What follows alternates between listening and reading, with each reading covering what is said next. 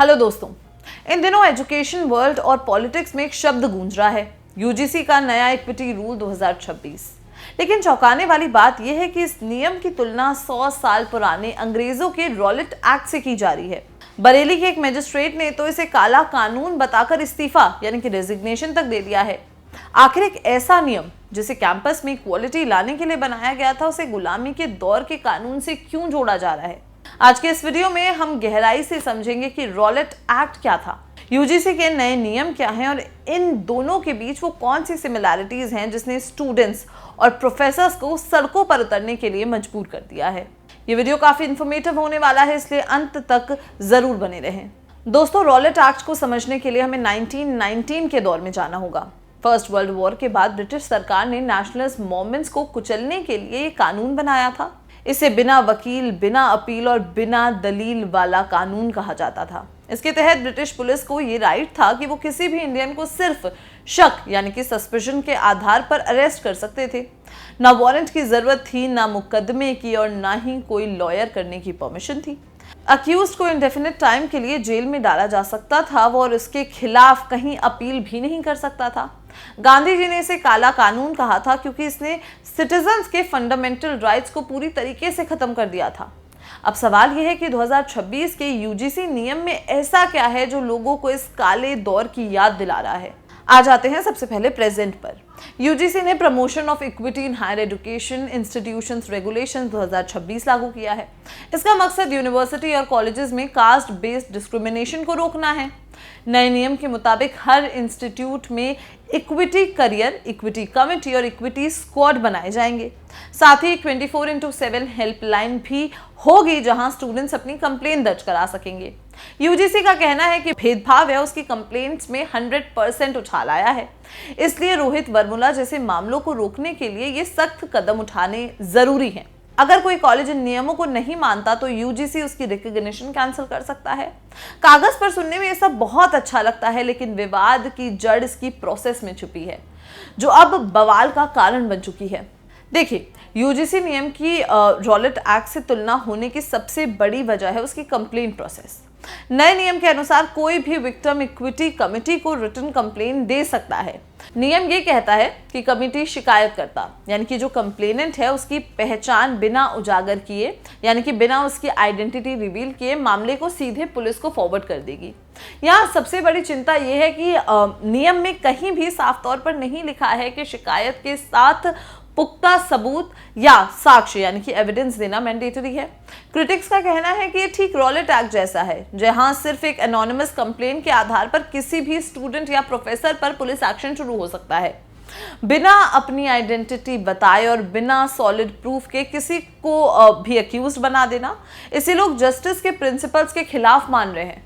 एक और बड़ा पॉइंट जो प्रोटेस्टर्स को डरा रहा है वो है झूठी शिकायतों यानी कि फॉल्स कंप्लेनेंट्स का कोई सल्यूशन ना होना। रॉलेट एक्ट में भी सरकार के पास अनलिमिटेड पावर्स थी और कोई चेक एंड बैलेंस नहीं था। यूजीसी के नए नियमों में ये प्रोविजन नहीं है कि अगर कोई किसी पर जानबूझकर झूठा आरोप लगाता है तो उस कंप्लेनेंट पर क्या कार्रवाई होगी। मान लीजिए किसी पर्सनल रंजिश में किसी प्रोफेसर या स्टूडेंट के खिलाफ झूठी शिकायत कर दी गई तो पुलिस की शुरुआती कार्रवाई भी उसकी इज्जत और करियर को तबाह करने के लिए काफी होगी। यहाँ तक कि अगर वो बाद में बेगुनाह भी साबित हो जाए तो नियम झूठे शिकायतकर्ता को सजा देने पर चुप है। यही वो एक तरफा नेचर है जिसकी वजह से इसे काला कानून बताया जा रहा है।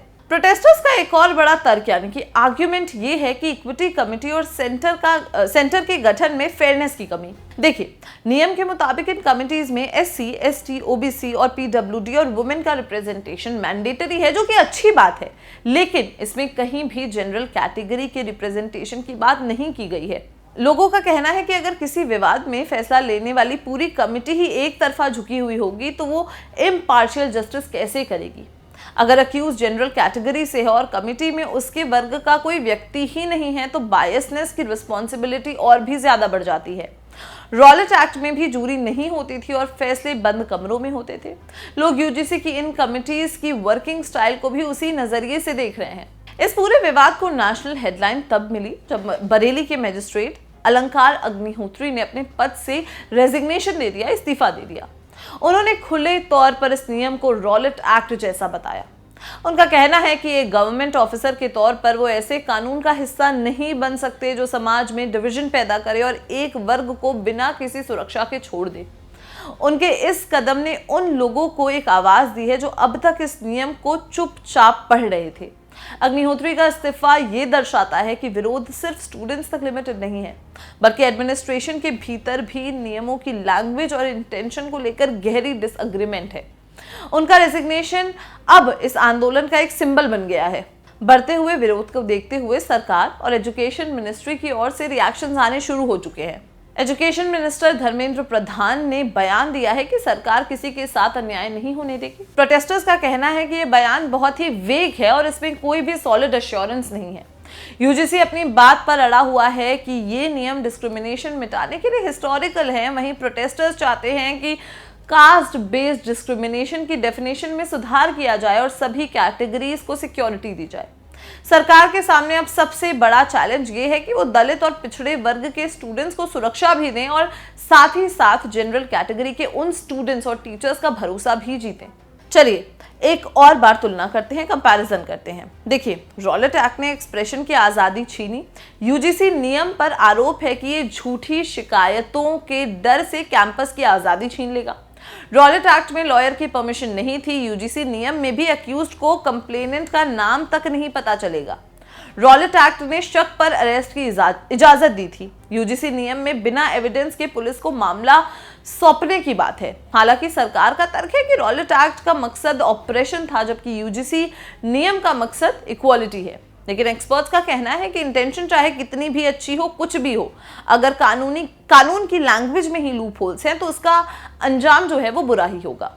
यही वजह है कि आज शहर शहर में यूजीसी वापस लो के नारे लग रहे हैं। तो दोस्तों, कंक्लूजन ये है कि यूजीसी का इरादा कैंपस में भेदभाव खत्म करना है, लेकिन उसे लागू करने के तरीके ने एक नया विवाद खड़ा कर दिया है। रॉलेट एक्ट से इसकी तुलना एक गहरा मैसेज देती है कि समाज अब किसी भी ऐसे नियम को एक्सेप्ट नहीं करने को तैयार है जो फेयर ना हो। तो अब सवाल है कि क्या सरकार इन नियमों में अमेंडमेंट करेगी? क्या कमेटी में जनरल कैटेगरी को जगह मिलेगी? क्या झूठी शिकायतों पर सजा का प्रोविजन होगा? ये कुछ ऐसे सवाल हैं जिनका जवाब आने वाले वक्त में ही मिलेगा। आपको क्या लगता है, क्या यूजीसी के ये नियम वाकई रॉलेट एक्ट जैसे हैं? अपनी राय हमें कमेंट सेक्शन में जरूर बताएं और अगर ये वीडियो पसंद आए हो तो लाइक और शेयर करना बिल्कुल भी ना भूलें और देखते रहें जागरण जोश।